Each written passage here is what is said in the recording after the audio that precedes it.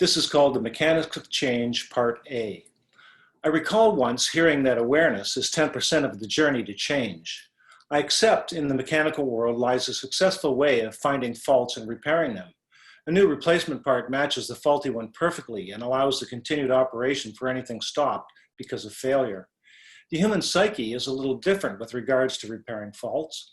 Most of us want the replacement parts to be better than the original.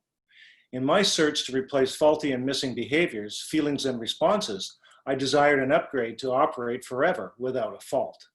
I hoped to replace parts that not only functioned as necessary, but were happy, excited, and willing to do so.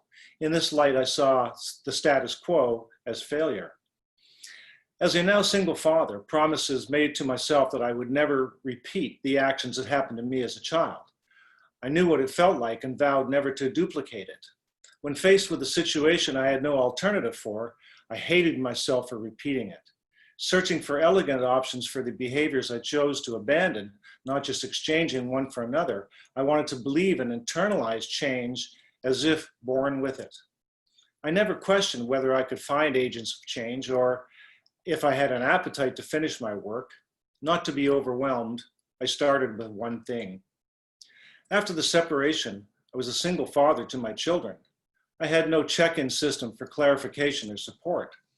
I was aware of the systematic training for effective parenting program, so I joined a step class to develop parenting skills based on process and success. I was the only father in a group of 8 mothers. One might think at 34 years of age, logic would overcome a lack of parental ability. I surmised my concerns were shared by many, but some reported behaviors surprised me.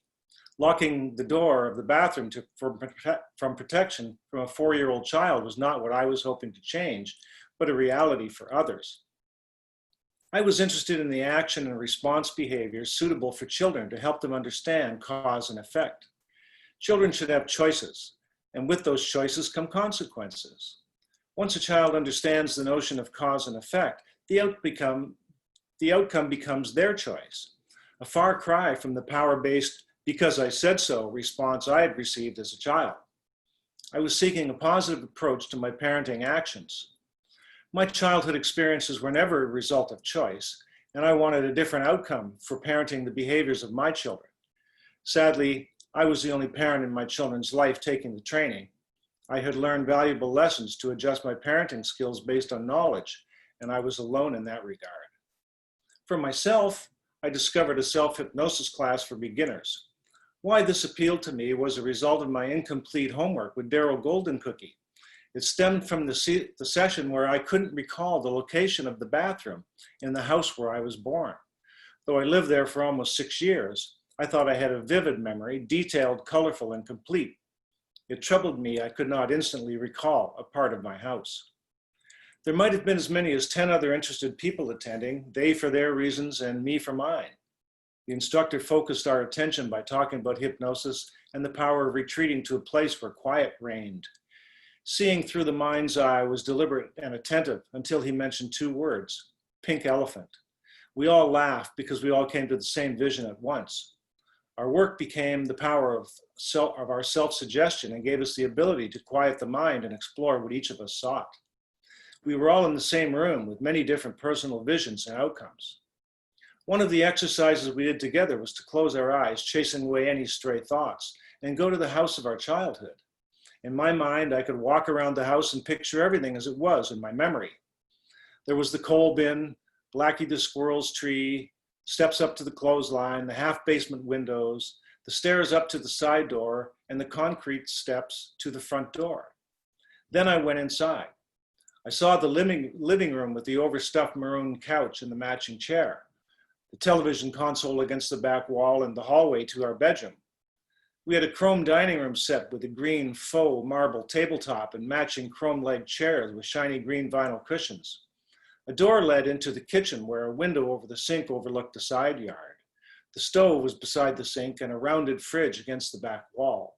The door leading out to the hallway faced 3 steps up to my parents' bedroom over the coal bin. Just down the hall to the right, adjacent to the kitchen, was the bathroom. The sink was just inside the door, the toilet beside it, and the tub against the wall. Down the hall was the stairway to the side door and a landing leading the stairs to the basement. I couldn't believe the trouble I had locating the bathroom when I worked with Daryl, and here it was in plain sight. I was perplexed and astounded that through all of this, I knew where the bathroom was and pictured what it looked like, but I couldn't recall the vision when prompted for another reason. That was how hypnosis worked for me. I had an enlightening and fun time with the class. A benefit I took away was the power of returning to places of happiness. I left with the visually descriptive sense of the house I had not seen in 30 years. Now, I have reason to believe that other things remain invisible in plain sight. I wanted to see if I could find them or anything else lurking in another sphere of memory put away for safekeeping or forever. I was now on a search. Through times of change, a break to reconcile new experiences requires a refresh. For me, it was like a new exercise where the body needs to rebuild repetitive memory and internalize the new behavior. In time, I just let go of the sense of reaction to old stimulations and noticed the change of feelings and the contrast. Each new part took its own time to settle in a new place, and it was exciting. People looked at me differently, or was I seeing them in a different perception? About 1 year into this new and changing me, I bought a house in Vancouver to renovate and resell. I purchased it with a longtime friend, Vera, as a project and to keep me occupied. We had met 9 years earlier when Vera and Stella, my ex-wife, had worked together filing income tax. We'd stayed in touch and were only ever friends. After we designed a floor plan renovation for the upper floor, we drafted a complete suite plan for the basement. Between the two of us, we would do all the demolition, carpentry, plumbing, kitchen cabinets, and drywalling. We hired a drywall finisher and an electrician to accommodate that part, requiring a licensed professional. It took us 4 months of labor and sweat equity to complete the work. Once completed, Vera and I made a little over $50,000 each. It was very satisfying. A dream of mine was to own a sailboat, and I used some of this money to purchase one. It was one of the first times in life I did something solely for me, and I enjoyed the process and the outcome. Tom was a close friend of mine who received a diagnosis of melanoma, originating from a mole on his back as we completed the renovation. Although surgically removed, the disease would never allow him to recover. When he first received the news of his surgery in Vancouver General Hospital and the cause of it, I was driving home. Tom was the first renter of a basement suite on our fourplex in Surrey that Stella and I owned 10 years previously, and we had all remained friends over the years. He was also the guy that I took over the rental beach cottage from in White Rock, and we shared a past I'd hoped for in future times.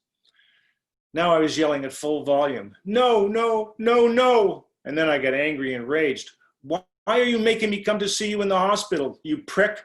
Following, "Why didn't you tell me this was the way it was going to end like this when I first hired you after high school?" Continuing, "How could you let this happen? Look what is happening to my life, and how the fuck do you expect me to get over this?" I could have cracked the steering wheel. I was pounding on it so hard. I hope no other drivers witnessed me going off the rails, as they may have some concerns. I had concerns. I was never allowed to vent at this level ever in my life before, but this was a new life, and I had new rules. The day I called Stella to inform her Tom had passed, she accused me of trying to wreck her life. Tom was 28 during his last year. How fragile our life on earth can be, even for people in good health. What I was about to learn would help me process Tom's grief and other past losses I had endured or was about to.